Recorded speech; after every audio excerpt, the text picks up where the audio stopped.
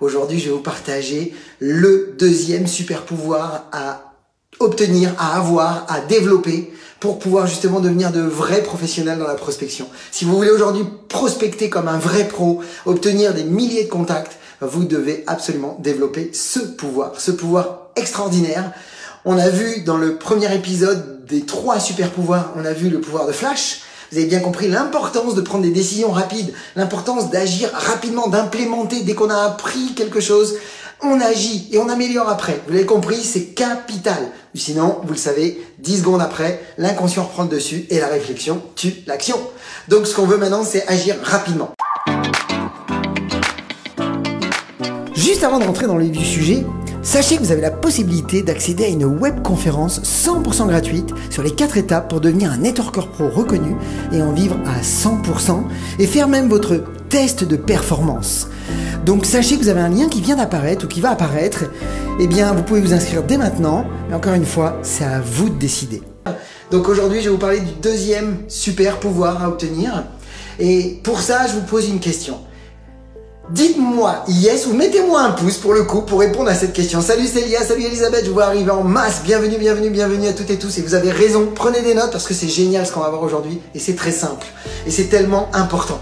Est-ce qu'on est d'accord que tous les leaders aujourd'hui dans le monde du MLM, toutes et tous, hein, dites-moi oui si vous êtes ok avec ça, eh bien que les leaders dans le monde entier ont des peurs, ont des doutes et ont des inquiétudes. Est-ce que vous êtes ok avec ça? C'est pas parce qu'ils sont leaders qu'ils ont plus de peur et ni d'inquiétude et ni de doute. Je sais que vous le savez et effectivement vous avez raison de dire yes. Oui, effectivement, tous les grands leaders dans le monde du MLM ont des peurs, ont des doutes, ont des inquiétudes. Sauf que ils ne laissent pas ce sentiment les paralyser. Alors qu'à l'inverse, des distributeurs qui n'ont pas de résultats ou qui ont très peu de résultats, finalement, ils permettent tout simplement de laisser ce sentiment de peur, de doute et d'inquiétude les paralyser. Donc il y a deux mondes, entre celui qui ne les laisse pas, eh bien, les paralyser et celui qui se laisse complètement eh bien, déborder et pris par cette peur, ce doute et cette inquiétude qui fait qu'ils sont figés ou qu'ils ne bougent pas ou qui des fois fuient. Eh bien, fait finalement que eh bien, les résultats sont de piètres résultats et en termes d'estime de soi, ça a un impact énorme. Donc très clairement, si aujourd'hui vous êtes disposé plutôt à faire des choses faciles, eh bien très clairement, dans le MLM, ça sera difficile. Mais par contre, si vous êtes vraiment prêts, mes amis, à faire des choses qui aujourd'hui vous semblent dites difficiles, je vous assure que votre vie et vos résultats dans le MLM eh bien, seront faciles. En fait, l'idée, c'est de jamais chercher à ce que ça devienne facile. C'est toujours de chercher à devenir meilleur. Et ça change tout. Ça vous parle? Est-ce que ça fait sens ce qu'on est en train de dire? Mettez-moi un yes si vous êtes ok avec ça, si ça fait sens. Parce qu'effectivement, eh bien, je peux vous assurer que si vous voulez développer votre affaire et maîtriser bien entendu d'abord la prospection qui va vous amener du flux, un flux de présentation qui va vous permettre de pouvoir transformer des prospects en clients ou partenaires, il vous faut cette source d'énergie, il vous faut d'abord cette confiance en vous, il vous faut des habitudes intérieures au niveau mindset. Gardez toujours à l'idée que la plupart des networkers qui n'avancent pas, eh bien c'est parce qu'il y a un déséquilibre soit dans leur mindset ou dans leurs compétences. Mais il vous faut les deux, le mindset et les compétences. Alors, pourquoi je vous invite vraiment à développer le pouvoir de Batman, qui est donc de passer à l'action malgré les doutes. Même si aujourd'hui vous doutez de vous, même si vous dites je n'ai pas confiance en moi, je ne sais pas comment m'y prendre, c'est ok, c'est ok.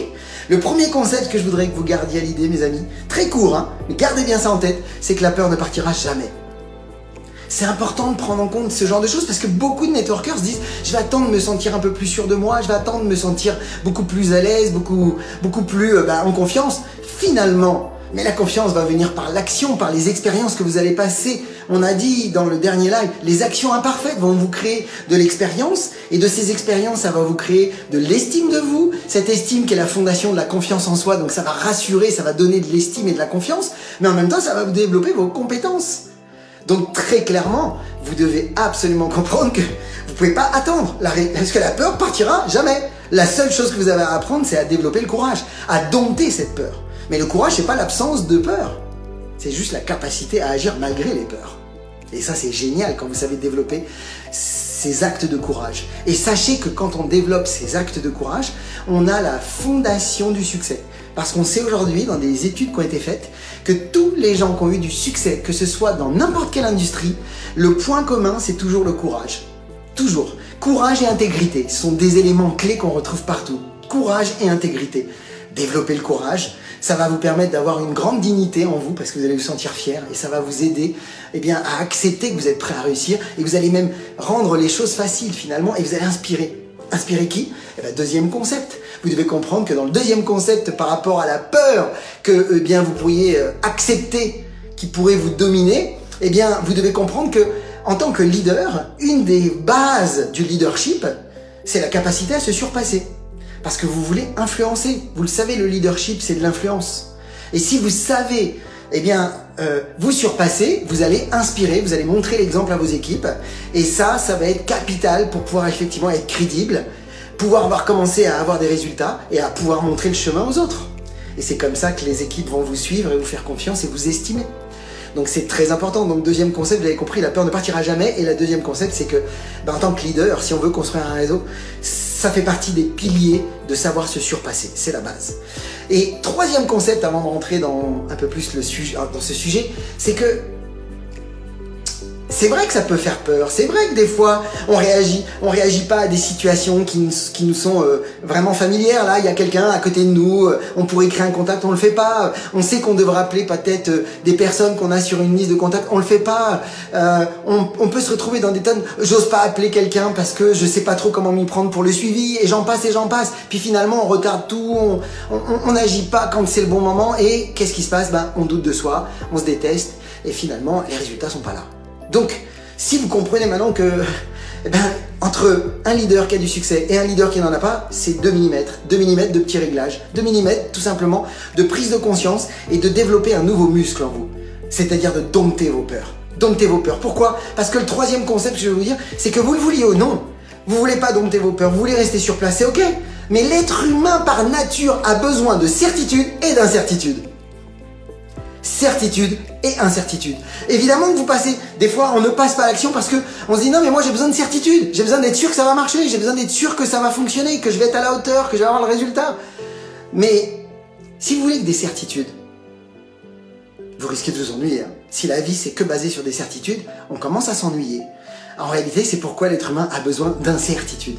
En fait, vous avez besoin d'incertitude parce que justement, vous allez avoir de l'énergie qui va se produire en vous en rentrant dans vos zones de dépassement. Je vous dis pas de rentrer dans des zones de danger. Je vous dis simplement apprenez à mettre un pas à la fois en dehors de votre zone familière pour aller dans des zones de dépassement.